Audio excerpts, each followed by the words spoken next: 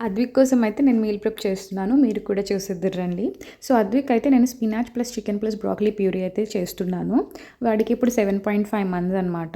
So, నేను త్వరగా అన్నీ వాష్ చేసేసి వీడినైతే స్టీమ్ చేస్తున్నాను. ఫస్ట్ అయితే కుక్కర్‌లో కొంచెం గీ వేసుకొని అందులో పసుపు అండ్ ఇది జీలకర్ర ప్లస్ వాము పొడి అనమాట. డైజెషన్ బాగా అవుతుంది. ఇది మమ్మీ ఆల్రెడీ ఫ్రై చేసి పౌడర్ చేసింది. మీరు డైరెక్ట్‌గా కుక్ చేసిన తర్వాత కూడా యాడ్ చేసుకోవచ్చు ఇలా చేసుకొని ఉంచుకుంటే. నేను స్టీమ్‌లోనే వేసేద్దామని వేసేసాను.